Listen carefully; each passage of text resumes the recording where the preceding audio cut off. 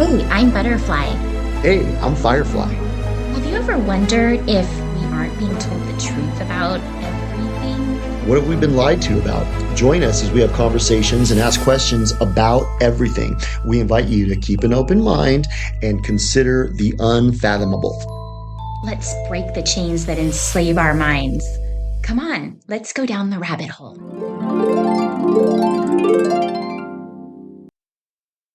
Butterfly. Hey, Firefly, what's going on? I'm so glad to see you. I'm so glad to see you. We have another episode. Are we going down a rabbit hole? We're going down a rabbit hole that's kind of like patting ourselves on the back I know. a little bit. But I like to do that sometimes. Kind of As a is. matter of fact, I almost break my arm sometimes because I pat myself on the back so You, much. you know what? We kind of have to pat ourselves on Every once in the a while. back now because, like, we're not really getting a lot of pats from anybody else. Well, yeah. But it's okay. Like an Indian guy at YouTube is not going to want to give us credit for what we're doing right now. No, so we're going to give ourselves credit. We're going to give ourselves credit. We're just going to, we're just like, I guess we're just going to draw attention to the fact that some of our predictions that we have talked about in previous episodes of things that we said were coming, they're actually, they've already come true. They're coming true. Yeah. And it hasn't been that long.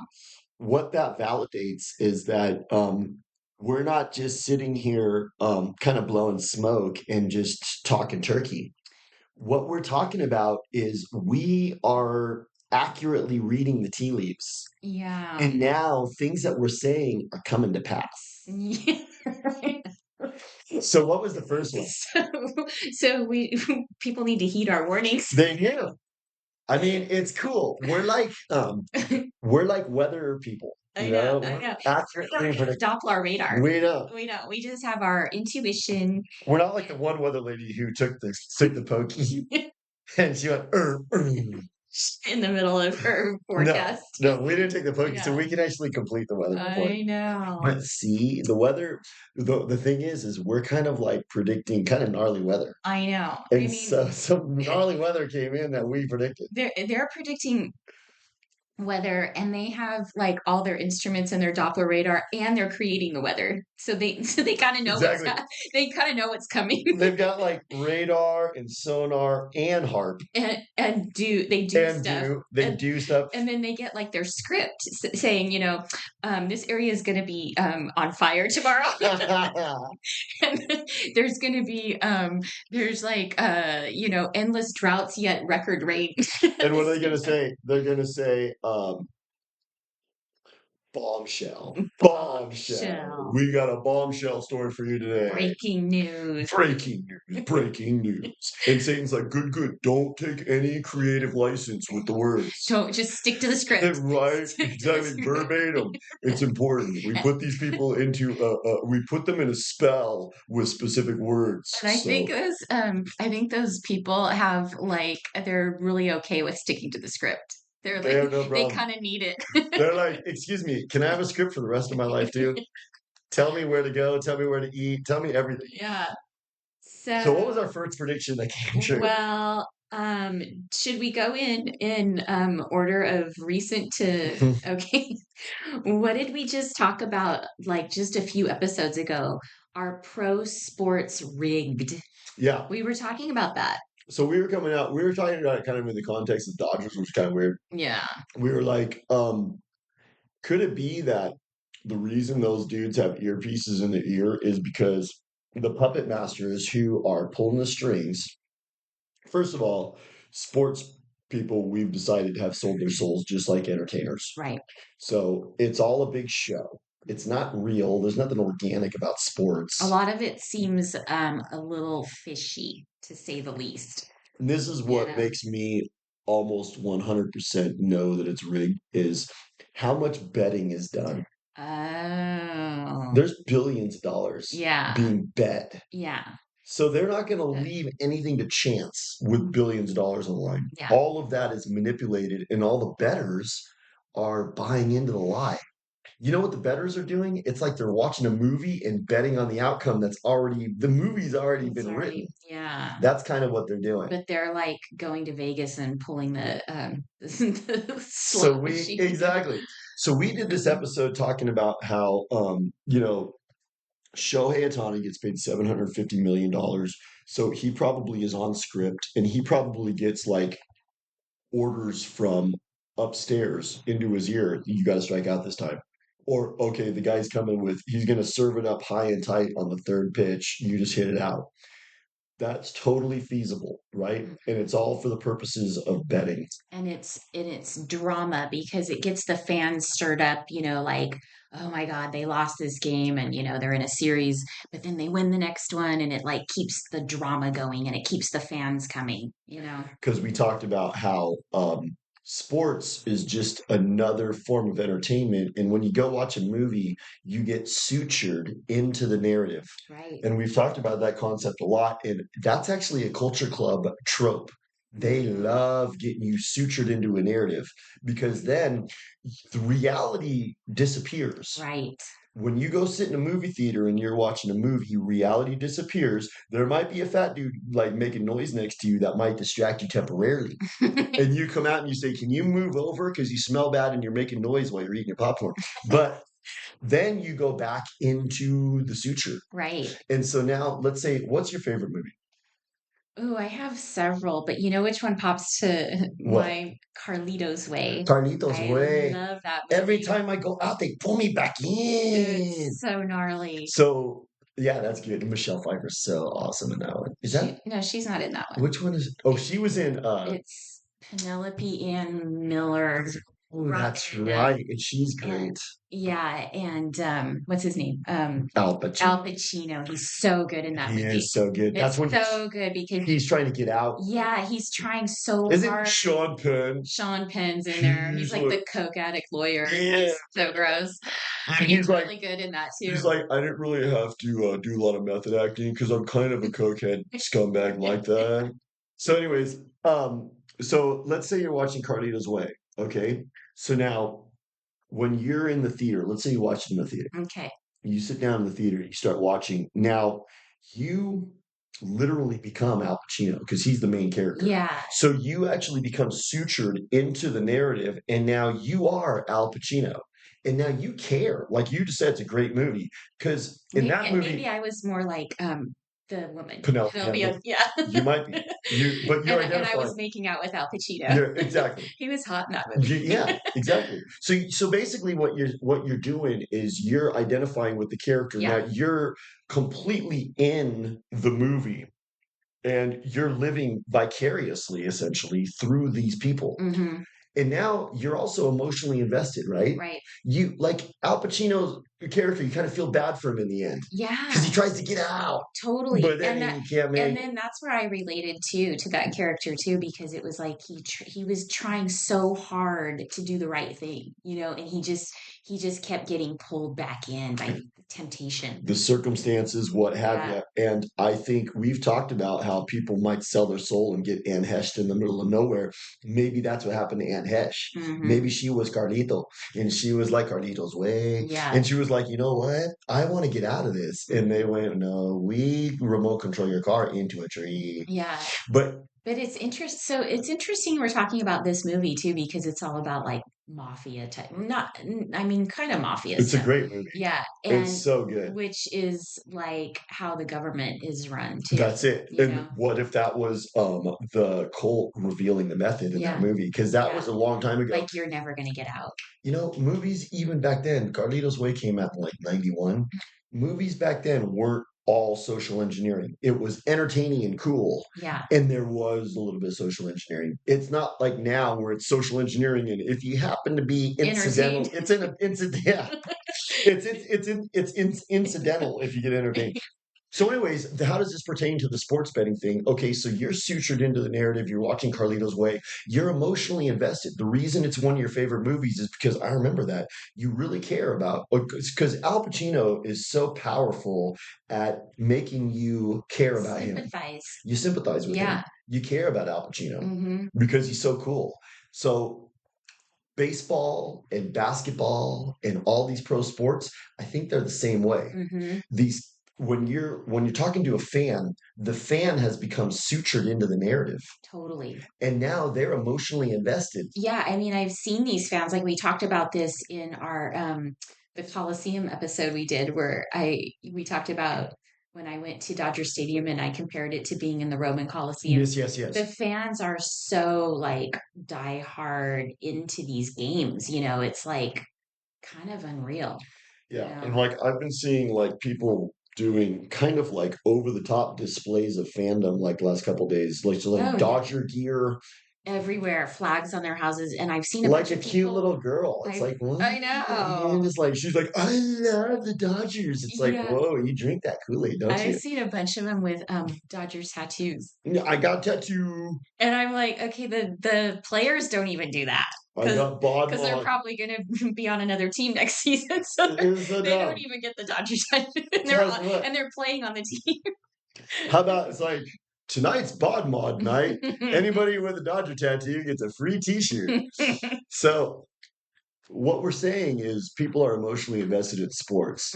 It's a soap opera. Yeah. It's completely contrived. There's nothing organic going on. These people are watching a show, and what we're saying is it is rigged. It's rigged, and they're cheating and stuff. And so how did our prediction come true? So you heard this, I think, right? Well, so over the weekend, I was tripping out because we were kind of bringing up sports being rigged as just kind of something that probably has been going on since the 1919 Black Sox scandal. We were just kind of bringing it up randomly, but saying, I think sports has been rigged all along.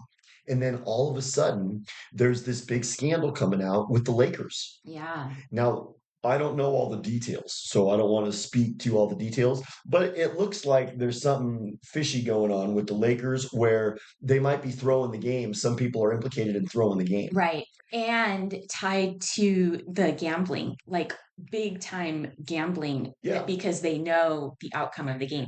Like if LeBron knows what's going to happen, then he can tell people, go bet big because this is what's going to happen. It reminds me of that one clip that was caught on a hot mic of Shaq back in like 1998. Oh, yeah. You told me about that. You ever see that? No. It was a trip. What was that? So he gets caught on a hot mic going, oh, dude, it was like before the playoffs even started. And he goes, oh, no, Indiana's going to be playing us in the finals. That's crazy. Like, how would he know that? Yeah. And he said it so matter-of-factly. Yeah, and it wasn't like probably there. Yeah, no, it was, like cocky, arrogant players might be like, I know who's going to be playing us. I know the best players. No, it wasn't like that. It was because I remember he even made a follow-up statement clarifying, no, the game is rigged. Yeah. We live in a rigged world. Well, it's interesting because actually Bryce Harper from the Phillies just said, I think this was about maybe less than 2 weeks ago. Somebody heard him say, oh, the Dodgers are going to win the World Series because that's what MLB wants. See?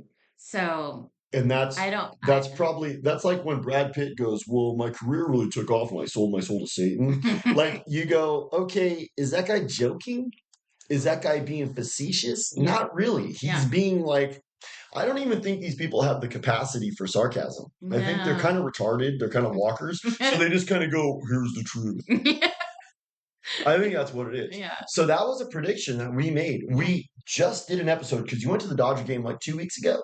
It was probably like 3 weeks, or it was recent. It was recent. It was. They were in the National League Championship Series then. Yeah. You guys went to the National League Championship Series, one of the earlier games, right? No, it was before that. So it was probably a month and a half ago. Okay. Nonetheless, no, it wasn't. Was it? It was not that long ago. It was like 2 weeks ago. 3 weeks ago. Your time frame is off, Firefly. It was at least 3 weeks ago. Was it in October? No. It was in September. Yeah. Okay. So it was like one of the last regular games. Well, what we did was we did the Coliseum episode where you were commenting on how the crowd felt like it was bread circus. Yeah, totally. It felt like a bunch of people in Rome that were going to the Praetorium. Stuffing themselves with nachos and beer. Dodger Stadium's a Praetorium. I'm surprised they don't have like people vomiting.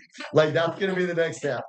Like they'll be like, "Oh, here this way," and like instead of like the restrooms, they also have a vomit area because that's what the Romans used to do. So we did that episode, but then the next episode we did Afternoon Delight.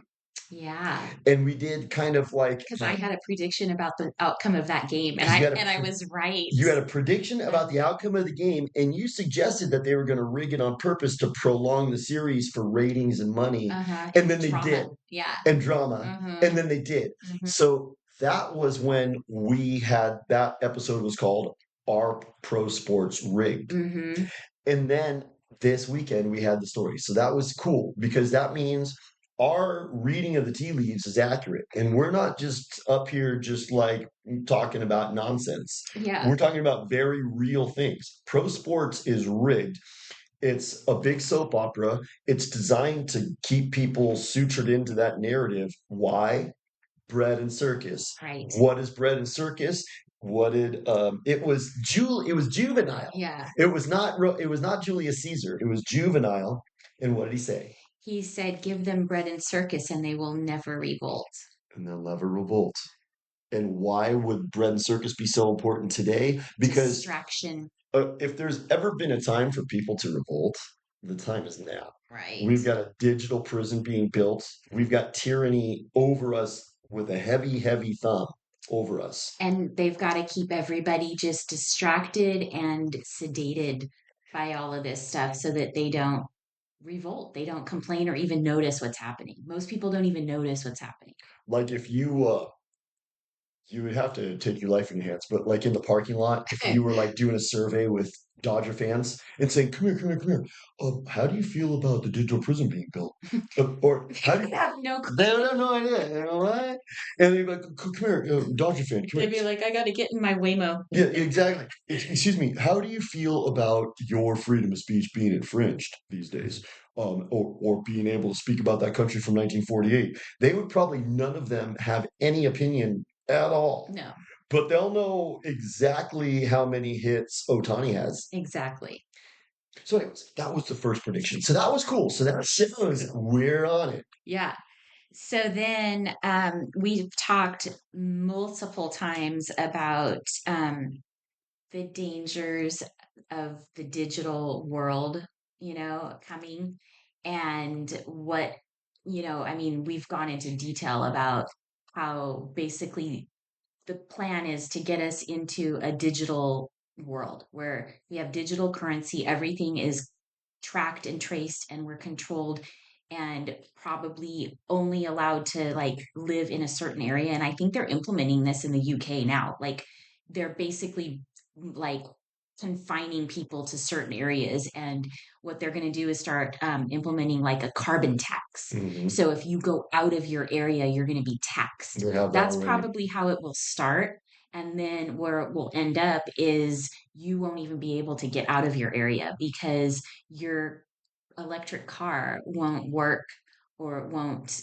So this kind of covers two of the categories that we just saw. Well, what's the other aspect of that too is they're building a profile. They're building a profile. Because that's important. So it's not only surveillance. It's also like Palantir's business model is we surveil you. We listen to everything you say. We watch you everywhere you go. And we also pay attention to all your purchasing habits and everything. So we're surveilling you comprehensively. Yeah. But that's not all. No. We kind of crunch the data and give you a score. Right. That's gnarly. Yeah. So I think that's what's going on. And then we found something that happened recently that made us go, wait a second, we were just kind of talking about that. Yeah. So it was a police officer at some event doing crowd control, and he had a little device that he was just scanning the crowd with, like aiming it at people's faces, and it was to see, it was facial recognition to see if any of the people in the crowd like had a profile that was you know what that made me think? Now they can do that with a group of people. They Yeah. can just kind of mass face scan everybody, and those who are flagged will immediately pop up. Exactly. And how do you get flagged these days? What if you get flagged for saying stuff that they don't like? We're probably We're flagged. probably flagged. Yeah. It's like, excuse me, come here. Yeah. You That's know, why, like you don't want to be face scanning. I just listened to an interesting podcast this morning. I think it was on Jimmy Dore. He was I know Jimmy Dore. okay. He was interviewing this lady, and she was talking about the real ID. And we've talked about that before too, and how you should not get the real ID because that's basically going to put you in a federal digital surveillance ID. It's going to track everything you do. It's not like just a regular driver's license. So anyway, you get put into their Palantir system. you get put into the system, and one of the aspects of that is the facial recognition. They make you they take a digital picture of you that goes into this digital system. So when you go to the airport and they want to like take your ticket, and then like they say go stand in front of this camera, and they want to take the digital picture of you, I always like decline that, and it says that you can decline it now. Like maybe they won't let you soon, but the more people that refuse it, the better, because what this lady was saying though in this podcast I listened to was she said you have to decline it before you give them your ID, because if you give them your ID first, for some reason they put it in and then they tell you you can't decline it, which you still can, but it turns into a whole big like argument. So you just decline it first before you hand over your boarding pass and your ID.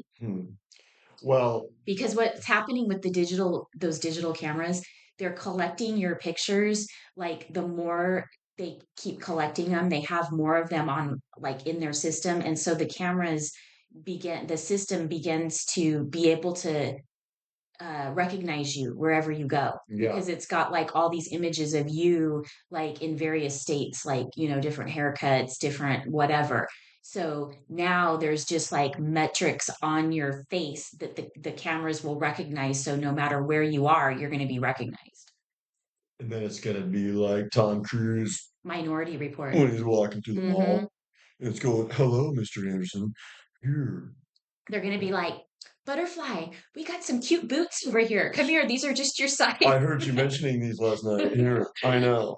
And people are like, that's great. Yeah. I love So that. convenient. I love new boots. Until all of a sudden you have run afoul of the culture club. Plus, I think people don't want to really come to terms with the fact that the people that are running the show want to exterminate. That's the thing. You're not invited to participate. No. What they're trying to do is they're trying to seduce you so that you're kind of lulled into their death trap. Not for your convenience or your safety. Everything that they put out there is under the guise of this is for your safety. And when you hear that, you really got to question. And now it's like a lot of it's like, how convenient. And so many people are going along with it like, oh, it's so convenient. Palantir actually kills some people to keep them safe. Right. We've talked about that. Well, they have to kill some people to keep, they'd probably be like, worse off. It's like the people that, the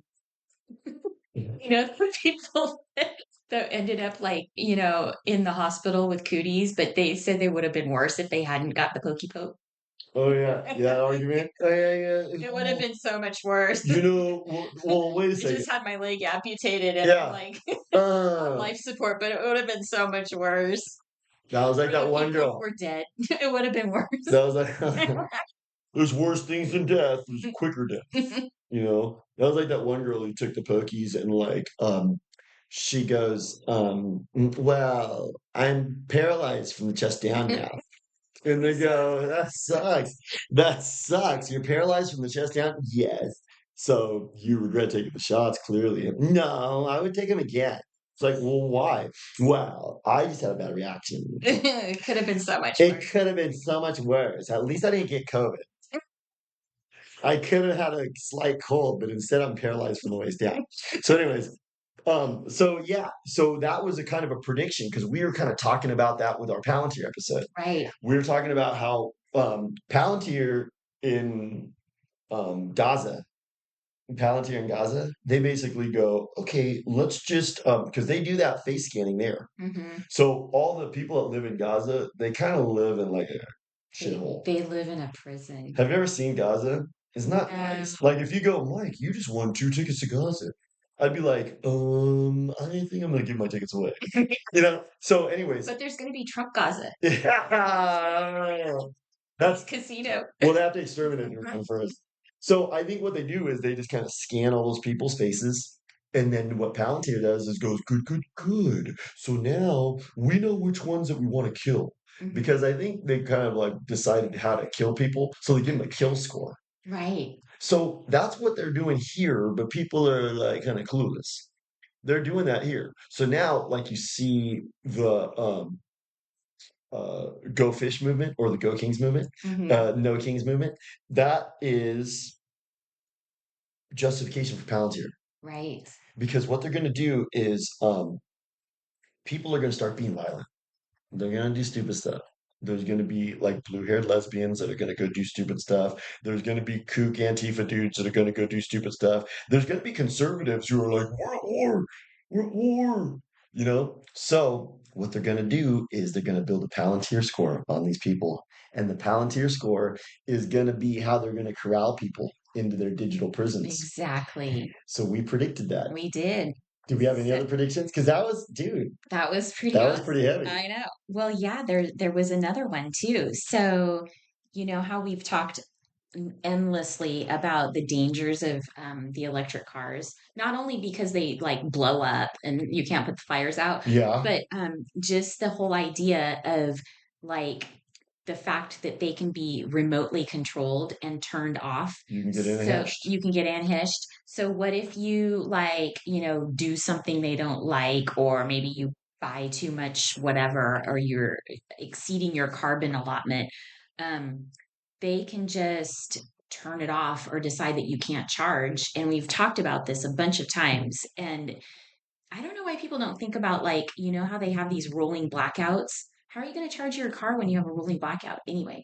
But anyway, it's a keep up with the Joneses mentality. People don't think about the drawbacks of electric cars and Teslas. They just go, oh my God, it's the new thing. It's like COVID, Ukraine. Yeah. Tesla's the new thing. Right. And so they're like, ooh, and electric cars. So I heard about I've actually been hearing that a lot of people are not happy with them, and they're wanting to like get rid of them. Oh, that's right. So it's kind of like leaving Scientology. Yeah. Like once you buy a Tesla, they're like, excuse me. So I don't know what I don't know the details of this story either, or what the details of owning a Tesla are, but some guy bought a used Tesla, and for whatever reason, it was, I guess you're not, I don't know, not allowed to buy them or sell them before a certain amount of time or something. I'm not sure what the details were.